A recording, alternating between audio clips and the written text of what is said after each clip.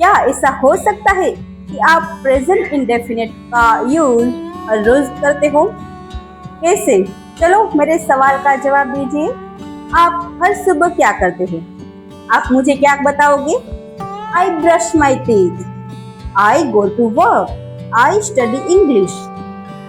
और अगर आप ये और इसके जैसे और सेंटेंसेस बोलते हैं तो कॉन्ग्रेचुलेशंस, क्योंकि आप प्रेजेंट इंडेफिनिट का यूज करना जानते हैं, पर शायद आपको उसका नाम नहीं पता था। तो आज हम प्रेजेंट इंडेफिनिट का यूज कहाँ करते हैं, कैसे करते हैं, उसके सेंटेंस स्ट्रक्चर एंड उसके बहुत सारे example step to English with Reena में सीखेंगे। तो अगर आप चैनल पे नए हो तो चैनल को लाइक चैनल सब्सक्राइब करना ना भूलिएगा, क्योंकि यहाँ मैंने टेंसेस के लिए पूरी प्लेलिस्ट बनानी है, जहाँ आपको हर संडे को सेपरेट टेंस की वीडियो मिलती रहेगी। तो अब हम ये जानते हैं where do we use it, हम प्रेजेंट इंडेफिनिट का यूज कहाँ कहाँ करते हैं। तो उसका पहला यूज है डेली रूटीन या हैबिट्स के लिए, जो कार्य हम रोज करते हैं या बार बार करते हैं या फिर हम अपनी हैबिट के तौर पर करते हैं, उसके लिए हम प्रेजेंट इंडेफिनिट का यूज करेंगे। सेंटेंस से समझते हैं, I wake up early every day. तो ये आप रोज अर्ली उठते हो, तो उसके लिए क्या यूज हुआ हमने? Present indefinite. She drinks T every morning, तो यहाँ भी वो हर रोज सुबह चाय पीती है, तो ये हमारा डेली रूटीन हुआ। तो उसके लिए हमने किसका यूज किया? प्रेजेंट इंडेफिनिट का। अब एक बात गौर कीजिएगा, यहाँ हमने वेकअप किया, पर यहाँ ड्रिंक के साथ हमने एक्स्ट्रा एस लगा दिया। क्यों? वो भी मैं आपको आगे सिखाऊंगी, तो वीडियो को बीच में छोड़ के मत जाइएगा। अब मेरे पीछे इस सेंटेंसेस को दोहराइएगा, क्योंकि speaking practice is must if you want to improve. I wake up early every day. She drinks tea every morning. Very good. तो प्रेजेंट इंडेफिनिट का दूसरा यूज है यूनिवर्सल ट्रूथ, यानी कि सार्वभौमिक सत्य। एक ऐसा सत्य जो कभी नहीं बदलता, जैसे कि the sun rises in the east. Sun जो है वो ईस्ट से ही निकलता है, वो कभी बदलेगा नहीं। ऐसा तो नहीं होगा कि सन का आज मूड हुआ और वो वेस्ट से निकल गया, नहीं होगा ना, वो कभी नहीं बदलेगा। तो उसके लिए हम क्या यूज करेंगे? Present indefinite. Water boils at 100 Celsius, तो पानी जो है वो 100 सेल्सियस पर बॉइल होना शुरू ही हो जाएगा, चाहे यहाँ इंडिया में हो चाहे दूसरी कोई भी कंट्री में हो, शुरू हो जाएगा ना। तो जो कभी बदलेगा नहीं ऐसा सत्य है, तो उसके लिए हम क्या यूज करेंगे? सिंपल प्रेजेंट टेंस या प्रेजेंट इंडेफिनिट। अब सेंटेंसेस को रीड करते हैं। The sun rises in the east, water boils at 100 Celsius. Very good. तो प्रेजेंट इंडेफिनिट का तीसरा यूज है परमानेंट सिचुएशंस। ऐसी सिचुएशंस जो लंबे समय तक सेम रहती है, बदलती नहीं है कि आज ये हुआ कल वो होगा। सेंटेंस से समझते हैं, he lives in अहमदाबाद, यानी कि वो अहमदाबाद में रहता है। ऐसा नहीं कि वो आज अहमदाबाद में रहता है कल वो सूरत में रहेगा। हाँ, वो सूरत जा सकता है, पर वहां से फिर कहाँ आएगा? अहमदाबाद में। वो अहमदाबाद में रहता है, तो इसके लिए हमने प्रेजेंट इंडेफिनिट का यूज किया। She works in a school, तो यहाँ भी वो स्कूल में वर्क करती है। ऐसा तो नहीं कि आज वो स्कूल में करेगी कल वो पार्लर में करेगी, वो स्थिति लंबे समय तक सेम रहेगी। तो उसके लिए हमने क्या यूज किया? Present indefinite. अब मेरे पीछे सेंटेंसेस को बोलिए। He lives in Ahmedabad, She works in a school. Very good. So present indefinite का चौथा यूज है लाइक्स और डिसलाइक के लिए।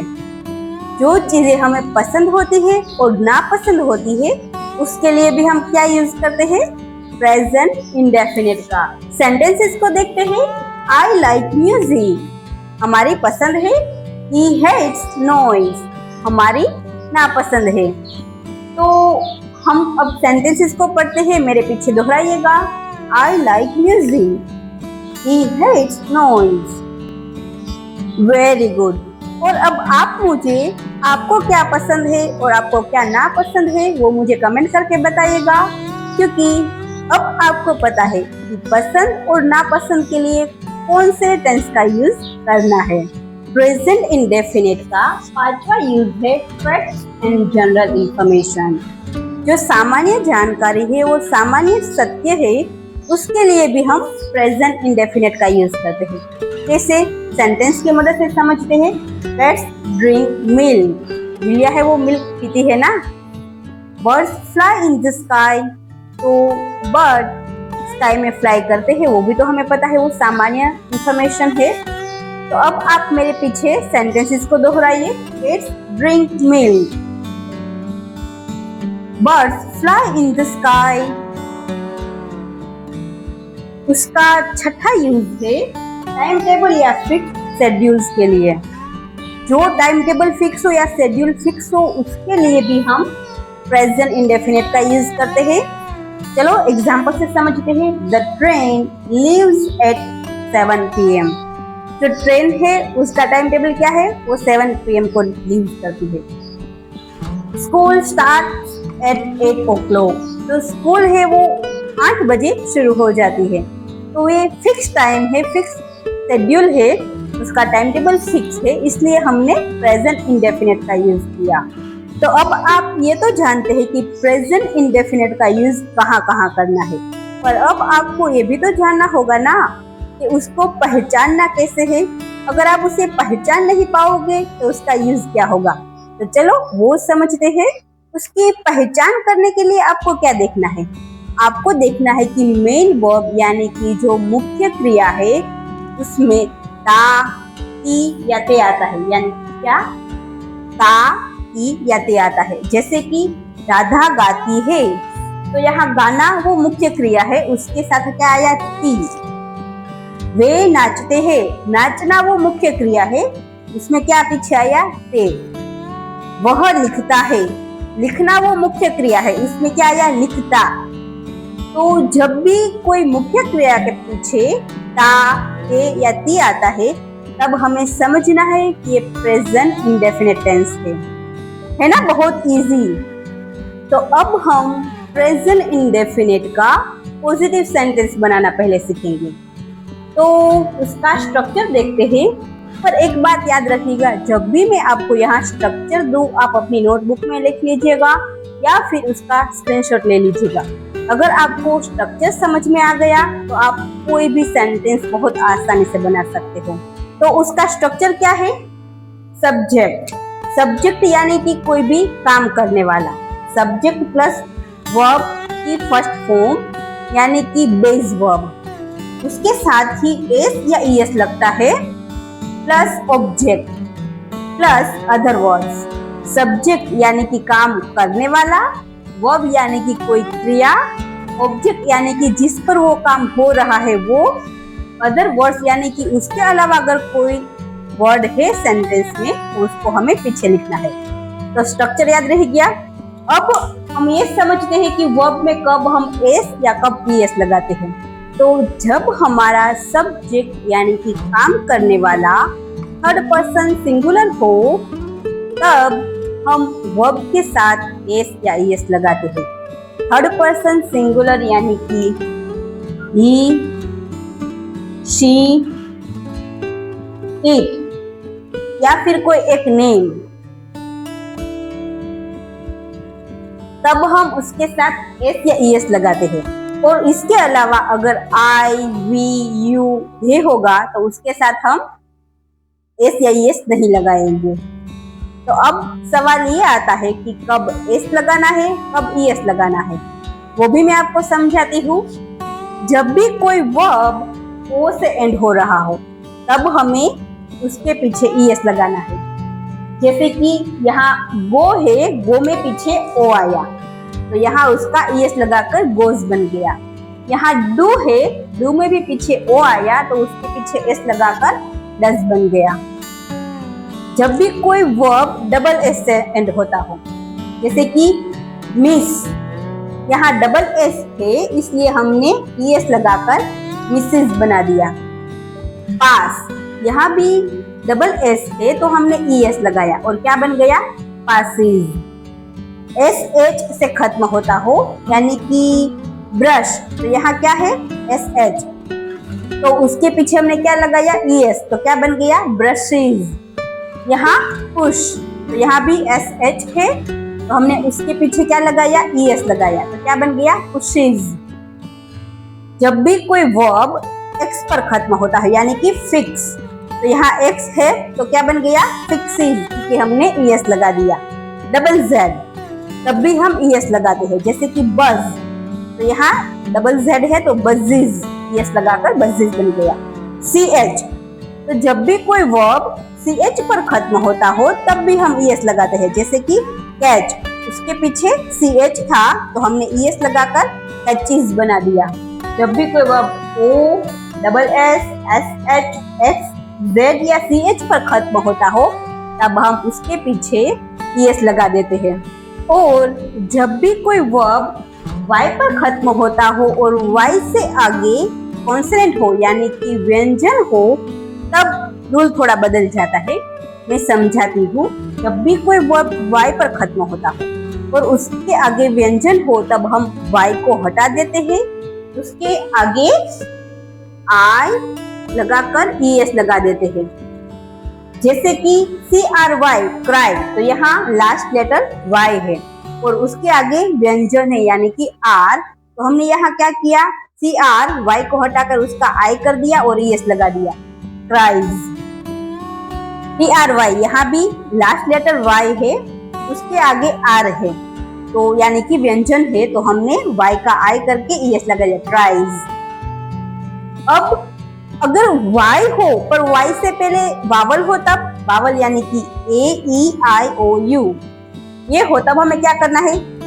जैसे कि PLAY प्ले, यहाँ भी वाई से खत्म होता है पर उसके आगे ए है यानी कि स्वर, तो हमने सिर्फ एस लगा दिया।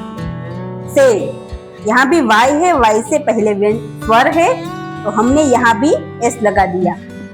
तो अब आपको ये भी कंफ्यूजन दूर हो गई होगी कि अगर कोई भी वर्ब वाई पर खत्म होता हो तब हमें क्या करना है, कब वाई को हटाकर उसकी जगह आई लिख के ईएस लगाना है और कब सिर्फ एस लगाना है। जो हमने पहले सीखे, कब ईएस लगाना है, कब वाई वाला रूल लगाना है और उसके अलावा जो भी वर्ब हो उसमें हमें सिर्फ एस लगाना है। अब हम सेंटेंसेस को समझते हैं तो आपके लिए बहुत क्लियर हो जाएगा। तो चलो समझते हैं। आई प्ले क्रिकेट, तो यहाँ हमारा आई क्या है? वो सब्जेक्ट है। प्ले हमारा क्या है? वर्ब है यानी कि क्रिया। क्रिकेट वो ऑब्जेक्ट है। और यहाँ आई था उसके लिए हमने प्ले के साथ एस या एस नहीं लगाया। शी सिंग्स वेल, तो यहाँ आपने देखा कि सिंग्स के साथ हमने एस लगा दिया। क्यों? क्योंकि शी जो सब्जेक्ट है वो थर्ड पर्सन सिंगुलर है, इसलिए हमने एस लगा दिया। पर यहाँ हमारा जो ईएस वाला रूल या वाई वाला रूल लागू नहीं होता, इसलिए हमने सिर्फ एस लगाया है। दे स्टडी इंग्लिश, यहाँ देखिए हमारा यहाँ जो सब्जेक्ट है वो दे है और ये इंग्लिश है वो ऑब्जेक्ट है। ही गोज टू स्कूल, यहाँ ही थर्ड पर्सन सिंगुलर, हमारा सब्जेक्ट थर्ड पर्सन सिंगुलर है इसलिए गो के साथ हमने ईएस लगा दिया और स्कूल ऑब्जेक्ट है। अब आप देखिए कि दे स्टडी इंग्लिश, अगर मैं यहाँ एवरीडे लिख देती हूँ तो वो अदर वर्ड आ जाएगा। तो अब मेरे पीछे सेंटेंस को दोहराइए ताकि आपकी बोलने की प्रैक्टिस भी होती रहे।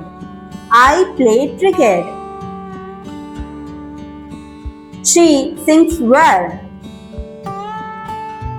दे study English, he goes to school. और अब मैं आपको एक छोटी ट्रिक बताती हूँ कि आपको सेंटेंस में सब्जेक्ट कैसे पहचानना है। तो पहले क्या करना है, आपको सेंटेंस में वर्ब ढूंढना है कि कोई क्रिया क्या है। जैसे कि यहाँ प्ले वो क्रिया है, तो कौन खेल रहा है उससे हमें जवाब मिले तो आई खेल रहा है ना, तो वो क्या हुआ, सब्जेक्ट।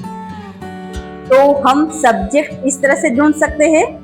अब आगे चलते हैं। तो अब हम समझते हैं नेगेटिव सेंटेंसेस को। नेगेटिव सेंटेंस बनाने के लिए हमें हेल्पिंग वर्ब की जरूरत पड़ेगी। और आपको पता है सिंपल प्रेजेंट टेंस यानी कि प्रेजेंट इंडेफिनिट के हेल्पिंग वर्ब कौन कौन से होते हैं? उसके हेल्पिंग वर्ब होते हैं डू और डज। अब दो हेल्पिंग वर्ब है तो आपको होगा कि कब हमें डू यूज करना है, कब डज यूज करना है। तो आपको याद तो होगा हमने कहा था कब हमें एस या ईएस लगाना है। सिंपल वैसे ही जब हमें थर्ड पर्सन सिंगुलर हो तब डज का यूज करना है और इसके अलावा डू का यूज करना है। यानी कि आई, वी, यू, दे, उसके साथ हमें डू का यूज करना है। ही, शी, इट और कोई सिंगुलर नेम, उसके साथ हमें डज का यूज करना है। अब सेंटेंस स्ट्रक्चर को देखते हैं और याद रखिएगा सेंटेंस स्ट्रक्चर अपनी बुक में लिख लीजिएगा। Subject plus do does plus note plus verb की बेस फॉर्म यानी कि वर्ब का first form object plus other verb. तो आपने देखा कि हमने यहाँ सब्जेक्ट और वर्ब के बीच में डू या डज और नोट लगा दिया है, वही चेंज हुआ है। अब उसके एग्जाम्पल सेंटेंसेस की मदद से समझते हैं। आई डू नॉट प्ले क्रिकेट। तो यहाँ हमारा जो सब्जेक्ट था और ये वर्ब प्ले था उसके बीच में हमने डू नॉट लगा दिया। पर अगर आपको डू नॉट की जगह डोंट लिखना है तब भी आप लिख सकते हो। डोंट वो उसका शॉर्ट फॉर्म है। She does not sing well. यहाँ भी हमने शी और सिंग्स के बीच में डज नॉट लगा दिया है। अब याद रखिएगा यहाँ डजंट उसका शॉर्ट फॉर्म हो जाएगा। पर एक बात गौर कीजिएगा, यहाँ हमने डज लगा दिया यानी कि डू के साथ ईएस लगा दिया।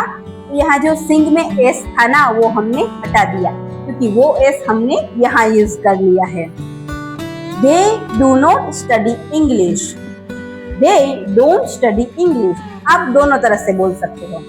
यहाँ दे है इसलिए हमने डू का यूज किया है। He does not go to school. यहाँ ही है इसलिए हमने डज का यूज किया है, पर यहाँ डू के साथ हमने ईएस लगा दिया तो यहाँ से हमने ईएस हटा दिया। He doesn't go to school, उसका शॉर्ट फॉर्म हो जाएगा। अब मेरे पीछे सेंटेंसेस को दोहराइए। I do not play cricket. She does not sing well. They do not study English. He does not go to school. तो याद रखिएगा कि हम जब डज का यूज करते हैं तो मेन वर्ब में हमने जो एस या ईएस होता है उसको हटा देते हैं क्योंकि वो एस या ईएस का यूज हम डू में लगाकर उसका डज बना देते हैं। अब हम इंटेरोगेटिव सेंटेंसेस को समझते हैं। पर आपको पता है हम दो तरह के सवाल करते हैं। एक सवाल ऐसे जिसका जवाब हम हाँ या ना में दे सकते हैं और दूसरे सवाल ऐसे कि जिसका जवाब हम हाँ या ना में नहीं दे सकते। तो पहले हम वो सवाल समझेंगे जिसका जवाब हम हाँ या ना में दे सकते हैं। तो उसका सेंटेंस स्ट्रक्चर क्या है वो बताती हूँ। Structure do does plus subject plus verb की first form object plus other verb, पीछे क्वेश्चन। तो क्या आपको ये स्ट्रक्चर जाना पहचाना लगा? अगर आपको ये डू डज हटा दे तो क्या वो अदर सेम है ना जो हमने पहले सीखा था पॉजिटिव सेंटेंस में। तो यही होता है, पर हम यहाँ डू या डज लगा देते हैं तो यहाँ जो हम वर्ब में एस या ईएस लगाते हैं ना, यहाँ डज का यूज करने से वो नहीं करते। तो ये सेंटेंस स्ट्रक्चर है, आप अपनी नोटबुक में लिख लीजिएगा। तो आप अब ये सेंटेंसेस को समझिए। ये सभी वो सेंटेंसेस है जिसके जवाब आप यस या नो में दे सकते हैं। यानी कि जो सवाल क्या से शुरू होता है। जैसे कि डू यू प्ले क्रिकेट, तो आप देखिएगा यू प्ले क्रिकेट वो पॉजिटिव सेंटेंस हुआ, आगे हमने डू लगा दिया। सिंपल है ना। डज शी सिंग वेल, तो यहाँ शी था इसलिए हमने डज लगा दिया, और यहाँ सिंग में जो एस लगता था वो हमने नहीं यूज किया क्योंकि यहाँ डज में वो एस आ गया है। डू दे स्टडी इंग्लिश, तो ये भी सेंटेंस वैसा ही है, हमने आगे डू लगा दिया। Does he go to school, the same rule, यहाँ हमने डज में ईएस लग गया तो यहाँ से ईएस हट गया। अब आपको ये तो पूरी तरह से याद रह चुका होगा कि किसके साथ हम डू का यूज करते हैं और किसके साथ हम डज का यूज करते हैं। रह गया है ना, मुझे कमेंट करके बताना। जैसे कि मैंने आपको बताया था कि क्वेश्चन दो टाइप्स के होते हैं, एक ऐसे जिसके जवाब हम यस या नो में दे सकते हैं और दूसरा जिसके जवाब हम यस या नो में नहीं दे सकते। तो अब हम सीखेंगे WH क्वेश्चन, क्योंकि उसके जवाब हम यस या नो में नहीं दे सकते। जब भी कोई क्वेश्चन के बीच में क्यों, कब, कहाँ, कैसे जैसे शब्द आए तब हम इसका यूज करते हैं। तो पहले इसका स्ट्रक्चर समझते हैं।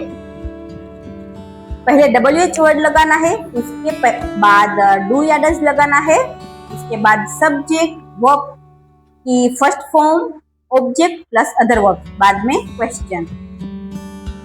तो सिंपल है, हमारा जो पहले क्वेश्चन था उसमें ये WH वर्ड उसके आगे लगा देना है। आप ये स्ट्रक्चर को अपने बुक में लिख लीजिएगा। अब हम सेंटेंसेस को समझते हैं। तो पहले वेयर डू यू लिव, तो यहाँ WH वर्ड का यूज हुआ है, उसके बाद डू का, उसके बाद यू का और उसके बाद लिव का। यहाँ ऑब्जेक्ट और अदर वर्ड्स नहीं है इसलिए उसका यूज नहीं हुआ, अदरवाइज आप उसके बाद इसको लिख सकते हैं। Why does she cry, यहाँ why WH word, does helping verb, she subject, cry verb, object and other words यहाँ भी नहीं है इसलिए नहीं लिखा। When do they study, when WH word, do helping verb, they subject, study हमारा क्या है verb। अब अगर आपको यहाँ ऑब्जेक्ट लिखना है तो आप यहाँ इंग्लिश लिख दीजिएगा,